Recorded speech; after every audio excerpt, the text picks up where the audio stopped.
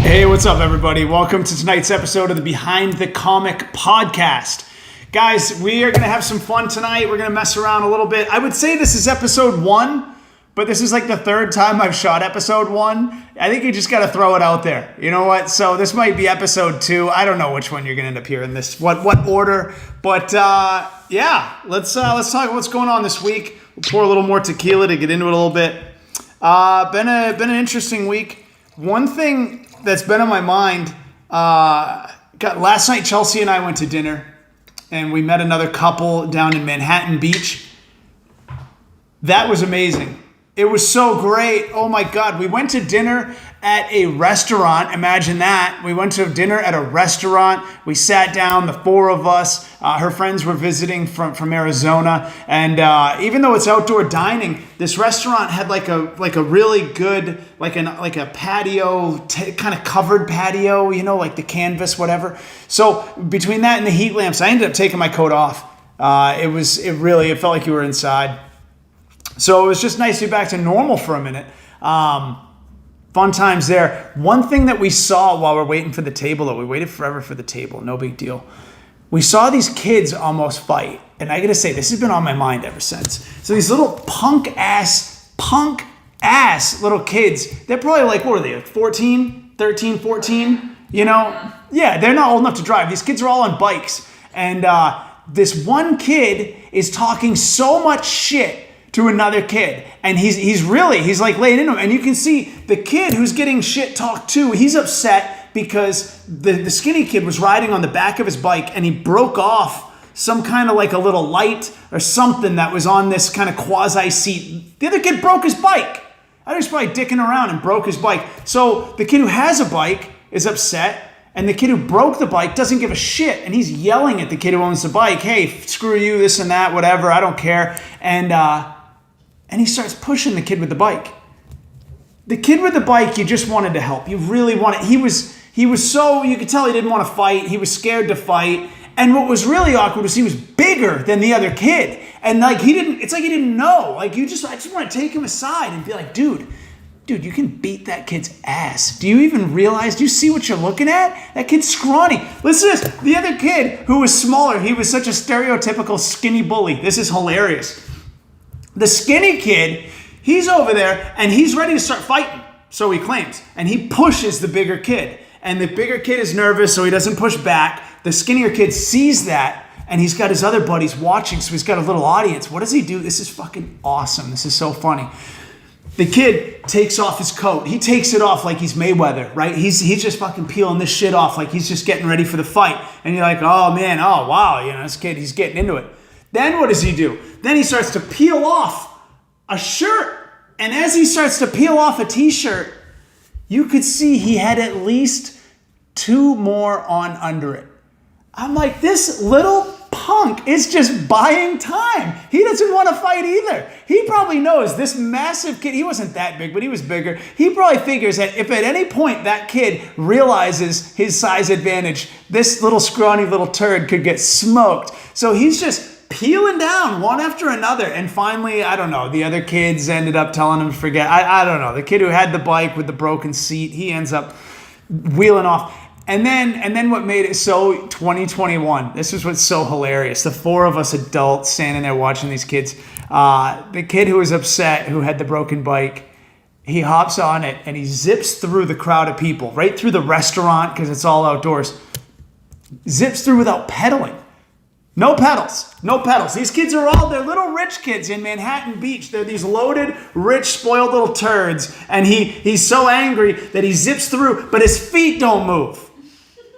His feet don't move at all. It's the weirdest thing. He's so angry but yet there's no movement. And I couldn't help but think, like, I wonder if that's just part of the times. You know, I wonder if that's like where, like some of this angst, he doesn't even know what to do with it because he doesn't have to do anything. He probably plays sports on a video game, probably plays Xbox and VR and all this shit. Doesn't even have to pedal his own bike. He has no idea that he's tough. He has no idea or that his punches would land. He doesn't know. So it was just bizarre. And I wanted so badly to take the kid aside and just be like, look, dude, look. I can't help you because I'm an adult and I'll go to jail. I touch one hair on his head, I'll go to jail. beat his ass. You can do it. Beat his ass. I wanted to like Don King this kid, just stand in his corner and be like, look, give him the right, get in there, kick him right now. I don't know.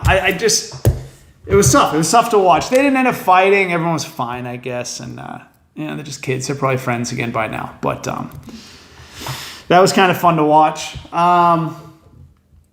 Like I said, we had a great dinner. Conversation came up at dinner. Two couples hanging out. You're just thinking of random conversation, goofy social questions. One of the girls, I think it was Chelsea's friend, was like, hey, so if you were women for a day, what would you do? And then Chelsea and her friend went through what they would do if they were men for a day. And it's always funny to hear the women. The women are like, oh, I'd do this. Like their voice changes, like they're like, oh, yeah. They step right into it. Like they thought about this. They must have thought about this at some point in their lives. And they're like, oh, I would pee outside, get a BJ. They're like, I'd get a BJ. And have sex with yourself. Yeah, have sex with yourself. I get, okay. Yeah. Oh, yeah. But that's what. Get in a physical fight. Get in a physical fight, they said. Get in a physical fight. And when they asked us, we didn't have shit for answers. I don't think any guy wants to be a woman on any level because, first I kind of teased. I was like, I would go vote just to feel what it's like to vote and shouldn't be able to.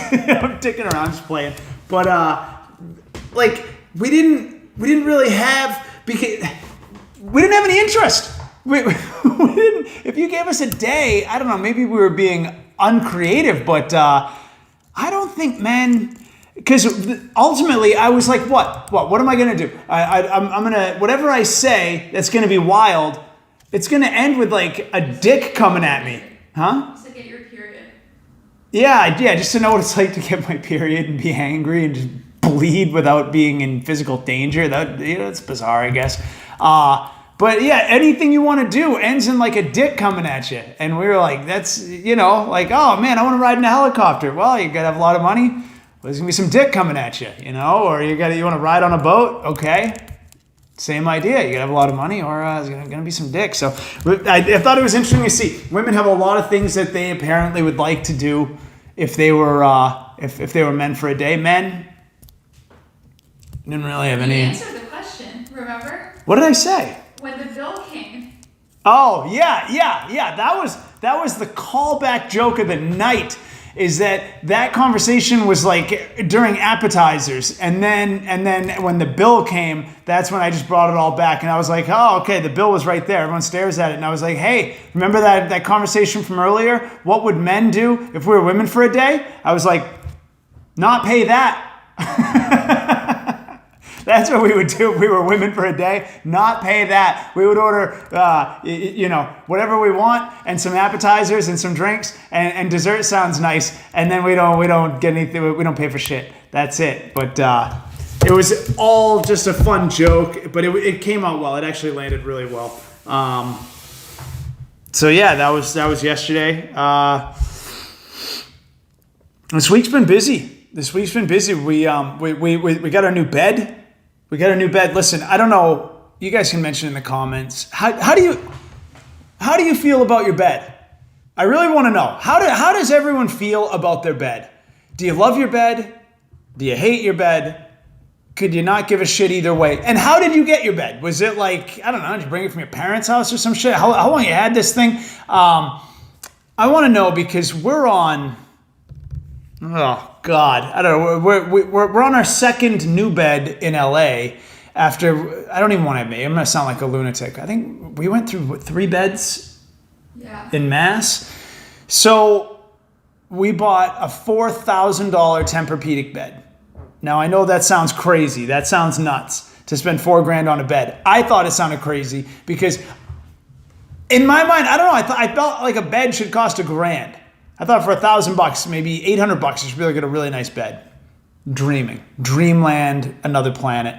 Really, I'm not saying you have to spend $4,000, but that's what it seemed like. And we got the Tempur-Pedic because has any other bed ever made such an impact on people? Has anyone ever had such a go-to number one brand, whether you've tried it or not? Obviously, Tempur-Pedic, they advertise the most. They're the biggest. They claim to be the best bed in the history of man. Once you're at the mattress store, you look at the financing. My credit's pretty good, so we can finance this thing over like 3-4 years. And you break it down. Look, what's the difference? Who gives a shit? Beds don't cost anything. Once you start breaking down the financing interest-free over several years at a time, beds don't cost... A $4,000 bed. Look, I'm going to sell you on a $4,000 bed right now. I'm not even getting commission. I should put like an affiliate link on here. Here's how you got to look at it. Say a bed's $4,000 and you think it's a lot. Say that bed's going to last you 10 years. A good 10 years, because it's a good bed. A good 10 years. So now you're looking at $400 a year. What does $400 a year cost? That's $35 a month.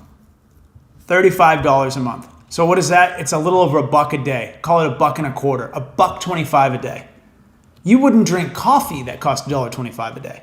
You go to Starbucks, that's just $3. Anyone can afford a $4,000 bed. Anybody. Anyone can, and apparently anyone should. Because you think about it, you spend a third of your life on this thing. 8 hours a day, every day, 8 hours. Hopefully if you get decent sleep. I don't, because I worry about the whole world and everything in it. So I sleep like fucking 2-3 hour segments a night and piss in between. That's a whole other thing. But you figure 8 hours a day, a third of your day. Dude, you spend more time in your bed than you do in your car. You wouldn't drive a piece of shit that was uncomfortable, and what do you just drive that back and forth to work 40 minutes or something like that? So anyway, now that you're on board with me to spend $1.25 a day for the rest of your life, and even it's okay, and say you're at home being like, who gets 10 years out of a bed? You're right, maybe you don't. Maybe you get 5 years, so cut all those numbers in half. You're at $2.50 a day. You're at $2.50 a day. Again, Starbucks, dude. $3 a day for coffee. Maybe you don't even buy it. I make my own coffee at home. $2.50. You can fucking afford it, is what it comes down to. Fuck. A panhandler makes on average $76 a day. Chelsea's really looked into what panhandlers make, and the national average is, what did you say, $76 a day. A panhandler can sleep on a Tempur-Pedic, king-size Tempur-Pedic, adjustable base, bomb-ass bed under a bridge. You, motherfucker, you can too. Scrimp it together. And if you can't, get a fucking empty can and get on the corner and work half an hour and get your $2.50 a day. So we have it, and we're going to find out if this is the best bed ever. We're going to find out. Asterisk, this is our second $4,000 bed. The last bed we had just spent $4,000 on a Tempur-Pedic from Mattress Firm, and it ended up being a shitty one. It was too hard. It wasn't even fun. It was like, for a foam bed, you slept on top of it like it was, plywood. Mattress. Damn. Chelsea said mattress squirm. I would say mattress too firm. Mattress firm as a rock. Yeah, it was uncomfortable. We're having neck pains and all this shit. You're feeling better? I feel great. Chelsea feels great. I'm getting there. I've been sleeping like I've been walking like the letter S. I'm all, contorted and shit. I'm getting there. So we're about a week in. Not even. We got it Wednesday. So we're 4 or 5 days in. We're going to see how that works out. We get 90 days. Huh? You don't want to do that. Yeah, the issue is we get the hybrid. The last one had coil springs and the Tempur-Pedic. I don't know why we thought that was a good idea. It's not. Forget it. A lot of the showrooms for Tempur-Pedic don't even have it in the showroom. It's like, the black sheep of the family. Forget it. So anyway, we'll keep you guys in the loop.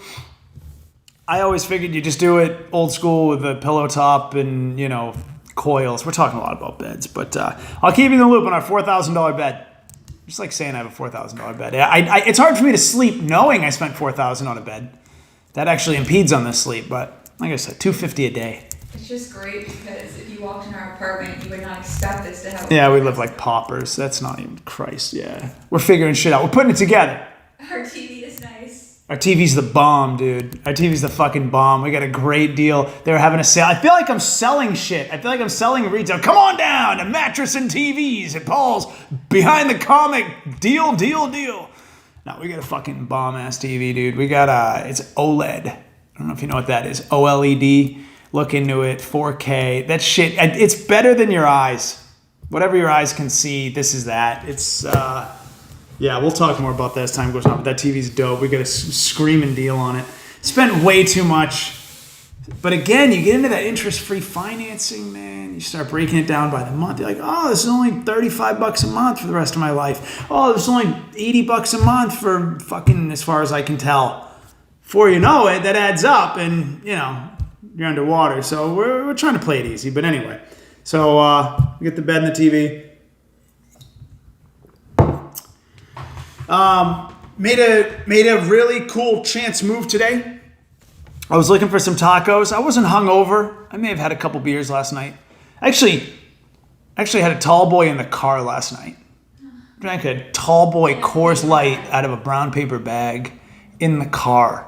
I was tired. I wasn't up for company. Hadn't had company. Maybe company muscles weren't worked because I hadn't been to a restaurant with other people in so long because of COVID. But yeah, we went to a sushi place to grab just a little snack roll, and they had a beer, and I just hated everything about the fucking sushi place. I hated it. I hated the whole place. The prices were too high. It was a tourist trap. It was outside. It was cold. Backstreet Boys. Oh my God, the music. Acoustic.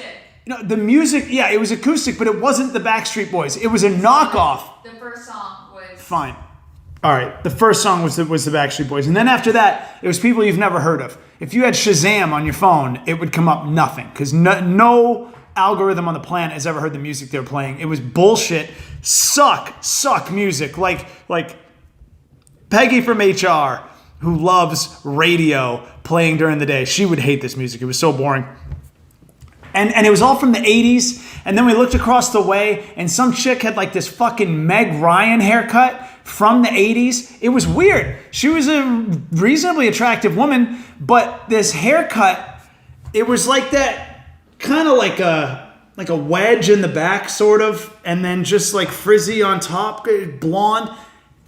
It was some Harry Met Sally shit. Like, I couldn't figure out who cut her hair like that. What salon cut her hair to that request, took her money for that, and then let her walk out the door? They must have made a deal. They probably said, look, we'll only do this in the dark. You got to come at night. We're going to charge you double because someone's got to be here after hours, and you got to go out the back door. And don't you ever tell anyone we did this because you're a sicko. Like, it's just 2021. Like, what's wrong with you? Why would you walk around with that shit? It reminds me, I don't know, I'm sure Chelsea's heard this story several times. I actually knew a guy. He used to work construction, and there was this guy, Lionel. He was working construction with us, and he was from South Africa. I think he was like originally from the U.S. and then somehow ended up in South Africa, lived there for a long time. Anyway, this guy was a crazy, like a fucking Muay Thai boxer before MMA was even big. This is a long time ago.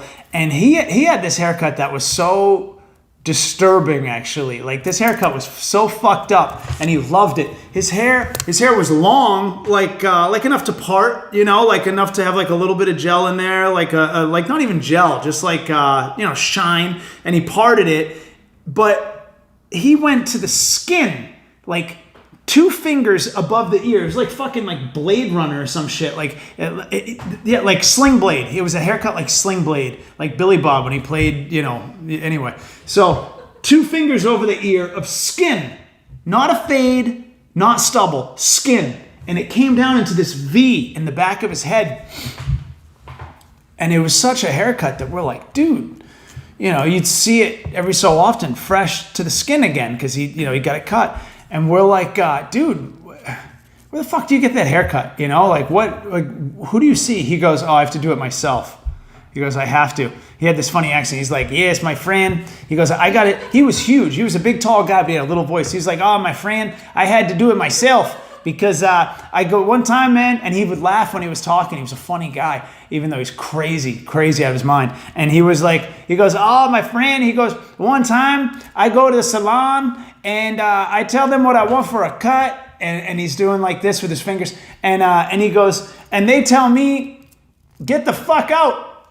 The salon told him to get the fuck out of the salon. Apparently, because they said there is no chance in the world that they would fucking cut someone's hair like he was talking about and let them walk out their front door because it would ruin their business. No one would ever trust them again, thinking that they thought that that was a good haircut. And that really happened to him. And from there on in, he had to cut his own hair. And I guess he figured it out. But I backed the salon. I actually backed the salon on that. It was such a bad cut. It was so bad. That kind of segues into, I'll tell you, I don't know how mine's looking tonight. It's okay. It looks great. It's okay. Chelsea said it looks great. She is so sweet. I hope it looks all right. Here's the thing. I cut my own hair. I've been cutting my own hair for like a year now. And I just, like, I don't know. Like, I think people know. I think people can tell sometimes that I cut my own hair. It's a little fucked up, but I use like a dry mat gel and it kind of wafts it out. But I just figure any haircut I've ever had, I've always had to go home and fix myself. I've always had to, like a little bit around the ear, a little something. It always looks stupid. Like for the longest time, I would go, it didn't matter where I went. And I went to places in New Hampshire, in LA, in Boston, in New York, like fucking everywhere. I went for a haircut. And they all gave you the same shit. Just they give you the guy cut. It's tight on the sides, a little longer on top. Give us your money and get the fuck out of here. That's what they give you. And no matter, you always figure when you leave, they don't have your kind of gel or whatever, you know, that wax that you put in, whatever. So that's why it doesn't look right when you're leaving, but you think it'll look good when you get home. And it kind of does, but there's always something you got to fix. So I said, fuck it. I'm so sick of having somebody else give me a shitty haircut for money that if anyone's going to give me a shitty haircut, it's going to be me. So I give myself a shitty haircut, and it's not that bad. I think I'm kind of getting the hang of it. I can give myself a really good short haircut, but then I want it to be a little bit longer, just a little bit, and I'm trying to get stylish, and that's where it gets a little funky because you just, you know, I actually do like a beard trimmer. And I just get in there. I bought clippers now, and I just kind of finger space, and I just, sometimes you get going a little too fast, and you're like, oh shit, I did that wrong. And Chelsea will come in, and she'll be like, make some faces. I can tell by her face. She's my mirror. She's my back of the head mirror. I ask her, I'll be like, how's the back look? And I don't know. I can't see it, but I can see her face. And she's like, oh my, oh, like sometimes she's like, it's comically, yeah, you missed a little. And then sometimes she's like, oh no. And I'm like, oh man. I gotta fix this, you know, like, I don't know. I actually trimmed it up. I was going on a real estate showing one day, and I thought it looked okay. I had just trimmed like the bottom to clean it up a little bit. And apparently I had like a Lionel haircut. I had like the bowl, 90s bowl. It was just long, and then just, so she wouldn't let me leave the house. I gave myself a haircut in like 10 minutes. This is the last one I have. I think it looks all right. You have so many funny haircut stories. Yeah, we'll save those for behind the comic story nights. Yeah, we'll save some of those. Because we're about 20 minutes already. To that extent, also, not only do I cut my hair, I cut the dog's hair. I don't give a fuck, whatever. Dog doesn't give a shit. We got a sweet little dog, little Q. She, we cut her hair every so often because she doesn't shed. She's a Morkie. I have a hard time as a man saying I have a Morkie, Maltese Yorkie. They don't shed, which is the only way to go. If you're going to get a dog that doesn't fucking shed. I know it's a little dog, but really, it's so cool that she doesn't shed. But she just hits a certain length where it just mats out. It just real, all of a sudden, it just mats. And so, yeah, we got to cut her down every so often. We just trim it down. And it looks kind of shitty. You know, we take her to the dog park, and I think maybe like one time someone commented, they were like, "Oh, do you cut her hair yourself?" And I was like, "Fuck do you mean by that?" You know, but they were just being social, kinda. So I give shitty haircuts, and yeah, man, just kind of a regular week. I'd say, but we can't go on without touching on the Super Bowl. We haven't filmed since the last Super Bowl. I'm exhausted on excitement for what was going on. It was so cool. I can't even go into, you guys have heard it from a million directions. Unbelievable story.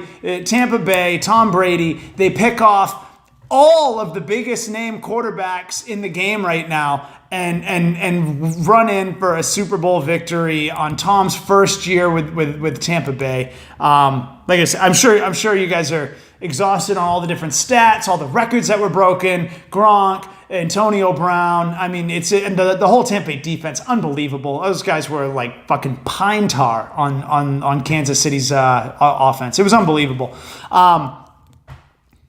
I will say, though, I think for those of you who aren't big football fans, and I'm sure, the Super Bowl, it's so talked about. It's such a big thing that if you don't like football, you probably either don't care or maybe worse, can't stand hearing about the Super Bowl because it's so much talk. But I'll give you this. Part of what's exciting to watch about Tampa Bay and Brady and all this is because football, it's a physical element of challenge that's just unbelievable. You want to get the ball to the other end of the field, and there are 11 guys all weighing somewhere between 2 and fucking 400 pounds who say you're not getting there. Like, it's just like the idea of winning so many games in a season, getting past all these guys who say you're not going to fucking do it, and then they got guys who are going to run you over and show that. It's just a really interesting aspect of life to see that sort of challenge and to see it overcome. So that's, if you don't love the sport, if you just if you want to get cerebral on it for a minute, it's the idea of what, physically, a bunch of massive guys just saying you're not going to get to where you want to go. And you saying, I'm going to figure out a way that we are going to do it. I'm going to get 10 other guys and the 11 of us, we're going to get past you. And, there's going to be a lot of strategy involved. We're going to have to be smart about this. We're going to have to outsmart you and, outsize all that stuff. So it's kind of the challenge that I think could be fun if you're not a big sports fan. And if God help you, you like soccer more than football. I'm not going to be even joke and say tune out. But I understand. I know soccer's the biggest sport in the world. I know that. I know football, American football is in the minority versus soccer globally. I know. But I'm going to tell you why I like American football more. Because like I said, when it comes back to that challenge, here's the thing. The problem I have with soccer is that in soccer, you're playing the whole game without your hands. Without your hands. The most you can use your hands for is to balance a little bit when you're running or jumping. But it's no hands. You have hands. But you don't use them. You can use your head, your shoulder, I guess, as long as it's what a ball, I don't know. And you can use your feet. And of course, your brain. I just don't understand why you would hold back one aspect of your physical ability in such a challenge. That's why football is great, because you can use everything. You can use your whole, whatever you've got. And they have rules you can't hold and this and that, but whatever you got, you can go in there with it. I think the only way I could really enjoy watching a soccer match, really, truly enjoy it, with the no hands, as is a staple of the rules, sounds absurd, but if all the guys didn't have arms. Think about that. If every player on the field did not have arms, then he would be back to what I enjoy seeing, which is using everything you've got to go in there and make it happen. They don't have arms, so they can't use arms. So soccer is actually perfect for guys with no arms. It would be very hard for a guy with no arms to go play football, American football, but against guys who do have arms, yeah, it just, for all obvious reasons, it'd be very hard. But I would watch a soccer game if it were played with all guys with no arms. I think that would be fucking awesome. Those guys would put in more heart than anyone else ever who does have arms, and they're trying not to use it. And I'm just saying, that's where I stand on that. That's where I stand. I would love to. I don't know if we can arrange this. I don't know if anyone is a soccer promoter, team owner. I don't know. I'm talking out of my ass. But I would love to see a situation where we could watch guys with no arms play soccer. I don't know. Is that even wrong of me to say? Is that fucked up? I'd like to see it.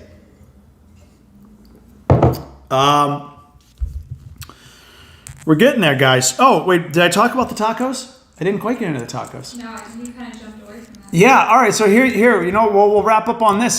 Today I wanted some tacos. That's where we get twisted. I was saying I wasn't hungover, but I was a little funky. Had the beers. Really wanted some tacos today and didn't know where to get them because we were heading into Hollywood and looked on Yelp. Found this place called Resident Tacos in West Hollywood. Popped it up on Yelp.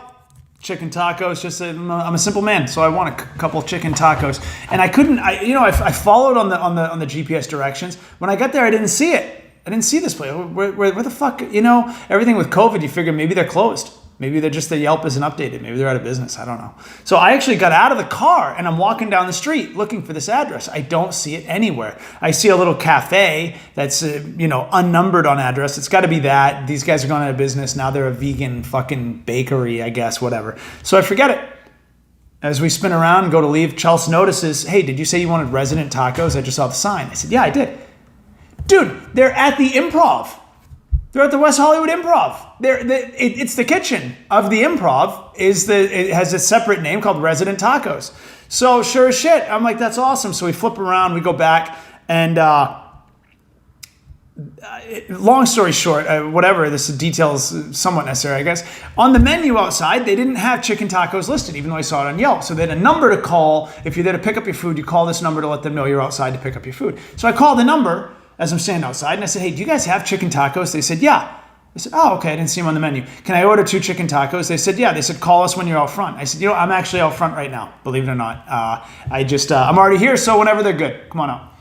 So I'm sitting there, standing there outside. They have like a big, like a bar window that opens up all the way, and I'm watching old stand-up from Bud Friedman's An Evening at the Improv. It used to be on A&E way back in the day. When I was a kid, I would watch that shit. Loved it. So we're watching clips of old Tim Allen, Seinfeld, when these guys were still just making their name. And it might have been a VHS. I don't even know. It's so old. And so the guy comes out with the tacos. He knew that I had called from being out front. He's like, "Oh, you're local, this and that, whatever." We get chatty. Tell him I'm a comic. He goes, "Hey, we're actually doing a thing this Saturday.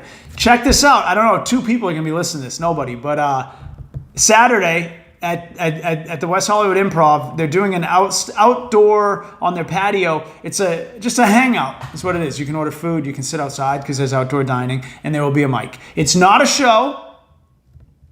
Wink, wink, nudge, nudge. It's not a show, but there will be a mic. And if people who are there to eat would care to get up and happen to tell a story in front of friends, or whoever happens to be there, tell a couple minutes of funny thoughts, there will be a mic. That's all I'm saying. It's not a show, but there will be a mic. So it sounds like there will be an outdoor non-show this Saturday at 7 o'clock at the West Hollywood Improv. I'm really looking forward to it because I haven't been up in forever. I've just been doing this. I feel like I'm on fucking Mars, what was that movie, Martian, with not Ben Affleck, who's the other guy? Matt Damon. I could be skipping on Matt Damon's name, but